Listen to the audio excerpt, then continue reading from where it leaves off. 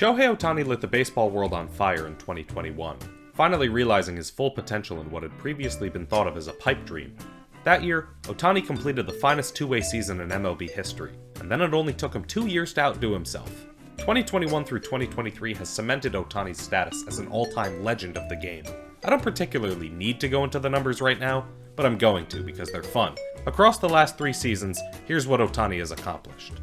447 games played with a 277, 379, 585, 964 slash line, which is good for an OPS plus of 161. He mashed 124 homers, swiped 57 bags, and scored 295 runs to go alongside 290 ribbies. In that span, he amassed 14.3 B-WAR and 15.5 F-WAR as a DH, made the All-Star team all 3 times, won 2 Silver Sluggers, and twice won the American League MVP unanimously. After his first MVP, he was named the cover athlete for MLB The Show 2022, and after his second, he signed a massive record-breaking contract with the Los Angeles Dodgers. Even after all that, I can't help but feel like I've forgotten something. Oh, right. And he also pitched! Duh! In 428 1/3 innings pitched across 74 games started, Ohtani has logged a 2.84 ERA, a 3.23 FIP, a 3.28 SIERA, and a 1.051 WHIP. He struck out 542 batters to just 143 walks, good for a ratio of 3.79 strikeouts per walk, to go with an impressive 6.5 hits per 9 and 1.0 homers per 9. Ohtani also represented the American League All-Stars as the team's starting pitcher in 2021, and placed 4th in AL Cy Young voting in 2022. He earned another 14.3 B-WAR and 11.0 F-WAR as a pitcher in these years, bringing his 3-year total to a gaudy 28.6 B-WAR and 26.5 F-WAR, nearly half the production required to be perceived as a worthy Hall of Fame candidate. The main reason Showtime's accomplishments are so magnificent stem from the fact that these achievements have rarely been so much as attempted since Babe Ruth made the transition from pitcher who could rake to two-way star to the most dominant hitter of all time, as measured by slugging, OPS, and OPS+. With all due respect to Ohtani's 2022 campaign, where he finished 4th in AL Cy Young voting and 2nd in MVP voting behind another player who outdid the Bambino, 2021 and then 2023 became the greatest two-way seasons of all time. By the time Ruth was traded from Boston following the 1919 season, he had already appeared in 158 of his 163 career games on the bump. While Shohei isn't nearly as much of an innings eater as Ruth was, 5.60 to 7.49 innings per game across their whole careers, Ruth was barely getting the chance to hit, with an average of just 222 plate appearances per season during his 6 years in Boston. Babe's most prolific two-way seasons were 1918 and 1919. Sure, he pitched 121 games in his first 4 seasons, with 75 complete games, but he only accumulated 407 plate appearances in that time as well. From 1914 to 1917, Ruth pitched 30.25 games on average, had 101.75 plate appearances on average, which is good for 3.36 plate appearances per games pitched on average. From 1918 to 1919, he averaged 18.5 games pitched per season, with 462.5 plate appearances per season, making 25 plate appearances per games pitched on average. The first 3 years of Ohtani's MLB career were nearly a reversal, as he hit a ton but was limited to just 53.1 innings due to recovery from Tommy John surgery following his 2018 Rookie of the Year campaign. Across 2018 to 2020, Ohtani averaged just 4 games pitched per season, working in 322.33 plate appearances per season, good for 80.58 plate appearances per games pitched on average. From 2021 to 2023 though, Ohtani bumped those numbers up, going to 24.67 games pitched on average and 634.67 plate appearances on average, working to an average of 25.73 plate appearances per games pitched. Given that Ruth from 1918 to 1919 and Ohtani from 2021 to 2023 have eerily similar plate appearance to games pitched ratios, and that Ohtani isn't expected to pitch until 2025, I feel examining these two-way peaks makes for a fair comparison. The raw power numbers obviously favor the Babe, as he held over 50 extra points of OPS plus and nearly doubled Ohtani in WAR per plate appearance, but Shohei's pitching is truly what elevates his case. Between Baseball Reference and Fangraphs, Ruth averaged 14.2 WAR as a hitter and 2.6 WAR as a pitcher, good for a total of 16.8 WAR in 2 seasons. Ohtani, on the other hand, averaged 14.9 WAR as a hitter and 12.7 WAR as a pitcher, good for a total of 27.6 WAR in 3 seasons. I like to scale stats to 600 plate appearances and 200 innings pitched because it gives a decent sense of what we could expect to see in more or less a full season through a modern lens. Using these parameters, we see Ohtani at 3.17 full seasons of offense and 2.14 full seasons of pitching, good for 5.31 full seasons across 486 team games.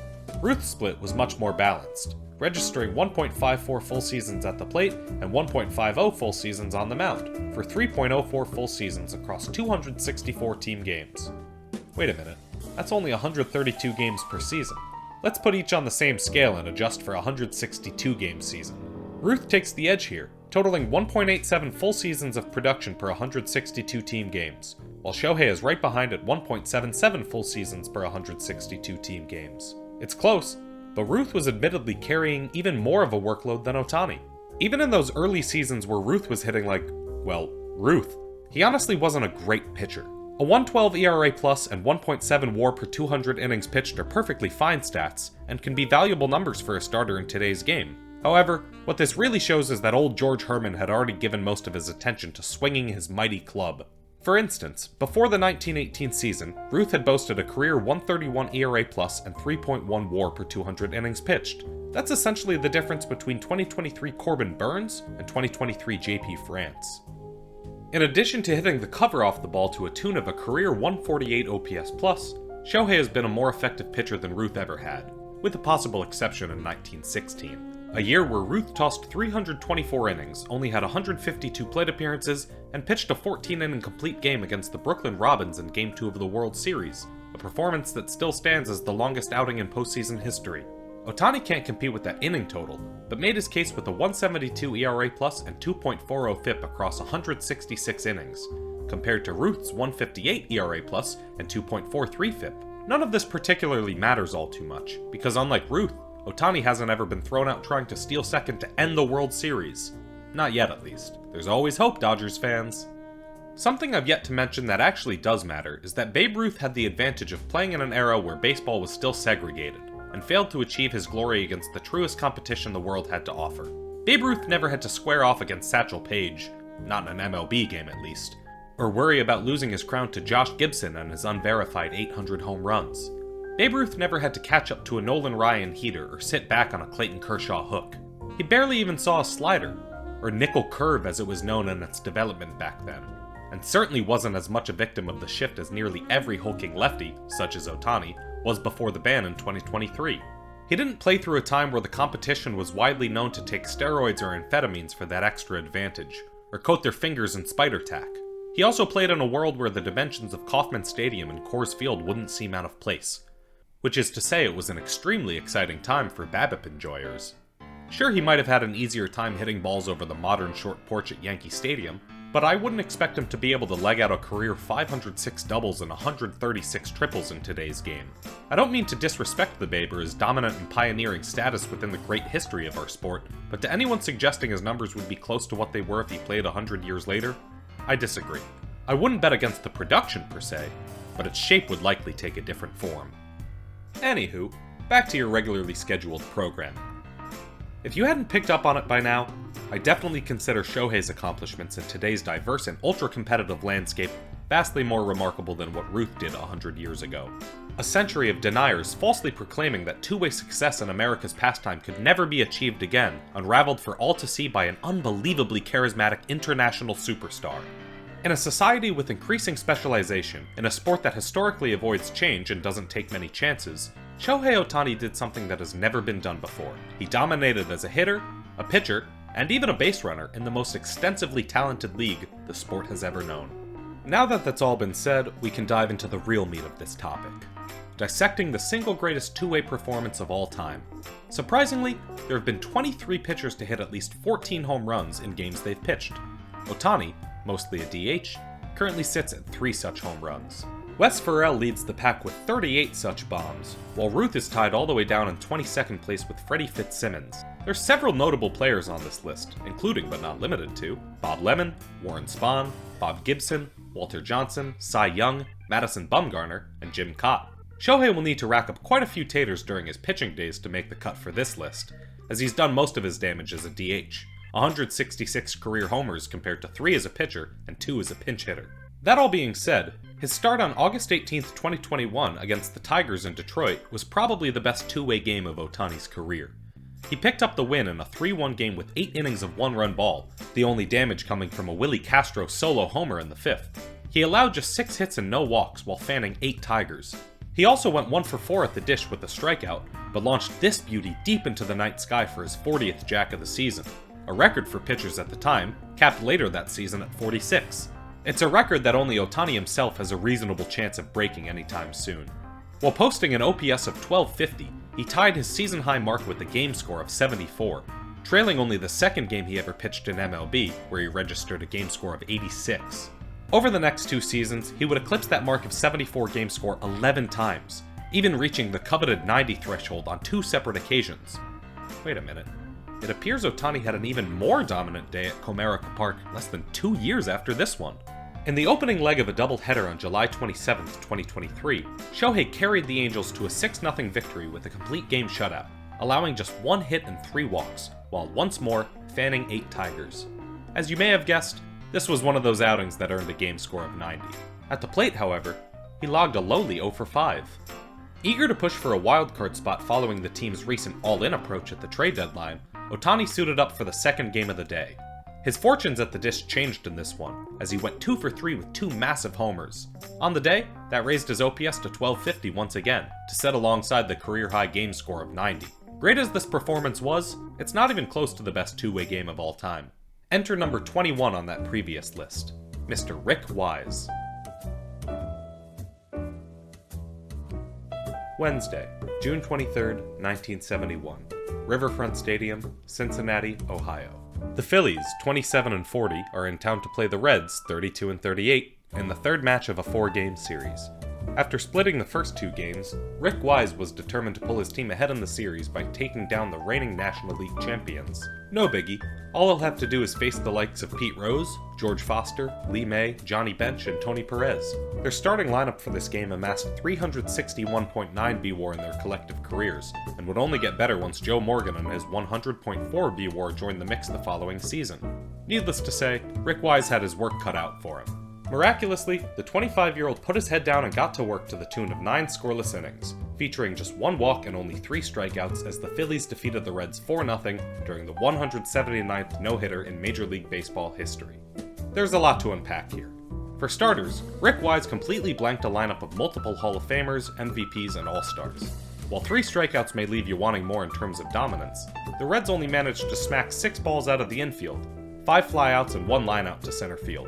Otherwise, it was just 15 grounders, 2 pop-ups, 1 other lineout, 3 strikeouts, 1 walk, and no hits. Second, his only walk was issued to Dave Concepcion with 1 out in the bottom of the 6th. Concepcion only walked 17 times in 129 other games that season, and his career 7.63 walk percentage is nearly equal to that of Dalton Varsho in 2023, 7.75%. Concepcion's career clip would have ranked at the bottom 50 of 133 qualified players in 2023, 38th percentile. So Wise actually ran into some bad luck by losing the zone to Concepcion, but that's exactly where his misfortunes end. The real meat of the story, however, comes from what Wise did with his bat that day. With 7 home runs in his 201 career games up to that point, Rick Wise was already familiar with the long ball as part of his attack plan. In fact, he had taken Gaylord Perry deep just 9 days prior. After Roger Freed knocked in Joe Lease on a groundout to Larry Bowa at shortstop to give the Phillies a 1-0 lead in the top of the second, Wise decided to take it easy and just get back on the bump by grounding into an unusual 6-5 fielder's choice to end the inning. Now in the top of the 5th and with a stagnant 1-0 lead, Wise reared back and launched a home run deep over the left field wall off of Red starter Ross Grimsley, following a Roger Freed double to make the score 3-0 Phillies. Wise's next at-bat led off the 8th inning against reliever Clay Carroll, as there's a drive into deep left field by Wise, and that'll be a home run, and so that'll make it a 4-0 ball game. After hitting into a fielder's choice to end the top of the 9th and evading Jimmy Stewart, Ty Klein, and for a 4th time Pete Rose, Wise made history. Rose, who would go on to be MLB's all-time hit leader of course, drew a full count and hit one on the screws right at third baseman John Vukovich.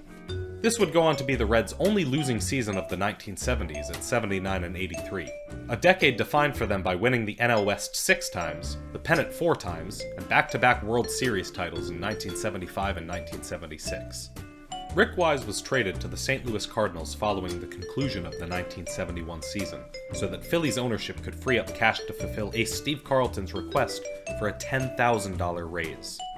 Wise would pitch for 4 teams across the remaining 11 seasons of his career, ultimately retiring after a lone game in 1982. He only ever experienced the playoffs in 1975, where he and his Red Sox clinched the pennant over the A's before getting dismantled in 7 games by, you guessed it, the Cincinnati Reds. Wise pitched twice in the series, with a rough start in Game 3 and a 1-inning relief appearance for the win in Game 6, all to the tune of an 8.44 ERA and 5.1 World Series innings. He also went 0 for 2 in the series, though with a flyout to deep left field off Gary Nolan in the top of the 3rd, and a 5-4 fielder's choice in the top of the 5th. He was not a member of the 1980 championship Phillies. Rick Wise remains the only player in MLB history to hit 2 homers and hurl a no-no in the same game, and would go on to have another 2-homer and 5 RBI game on August 28th of the same season. This time at home against the Giants, Wise pitched another complete game to the tune of 8 hits, 2 earned runs, 11 strikeouts, and 2 walks. He would finish the season with 37 games started, 1 out of the bullpen, 272 1/3 innings, a 17-14 record, a 2.88 ERA, a 1.23 ERA+, 3.4 B-WAR, 4.6 F-WAR, 1.215 WHIP, 3.08 FIP, 155 strikeouts to 70 walks, good for a ratio of 2.21, 1,123 batters faced, and 17 complete games with 4 shutouts. Wise also finished with 23 hits, 6 homers, 2 doubles, and a triple. He drove in 15 runs and scored 14 times himself, and most importantly, held a .464 slugging percentage with an above-average OPS plus of 102. Obviously, the small sample skews the data, but those rates are right in line with the 2023 numbers produced by Randall Grichuk and Jazz Chisholm. Through the course of his career, Wise hit 15 home runs and pitched in 506 games.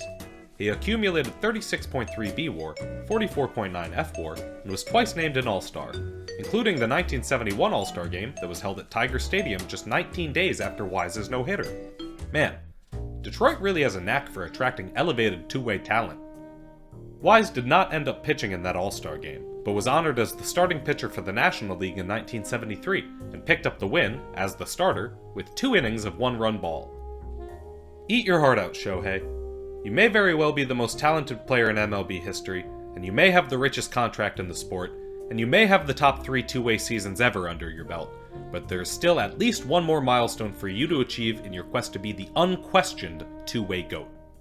During Shohei's greatest day, we saw a game score of 90 and an OPS of 1250, spread across 2 games. All in one game, Rick Wise doubled that OPS at 2500 and put up a game score of 89, which wasn't even his best of the 1971 season. That was reserved for the 12-inning complete game Wise threw to earn a 4-3 win over the Chicago Cubs on the 18th of September. I should also mention that Wise's first homer, the 2-run blast in the 5th that put him up 3-0, had the highest WPA of the day at 17%.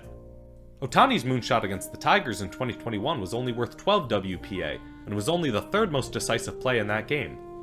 His first homer in the 2023 game was also worth 12 WPA, but was just the 2nd most decisive play in that game, and again, he didn't even pitch in that one. Rick Wise stands alone at the top of a mountain made of 23,114 Major League players and counting, with over 235,000 regular season games in the books, and the best single-game two-way performance of all time. If the thought of Ohtani taking the field isn't exciting enough, consider that he's the only player with a measurable chance to rewrite this particular chapter of history each time he steps on the mound. It's a darn shame we're likely to be kept waiting until 2025. Until Ohtani has the game to end all games, Rick Wise will shine as the star of the greatest individual outing in baseball history.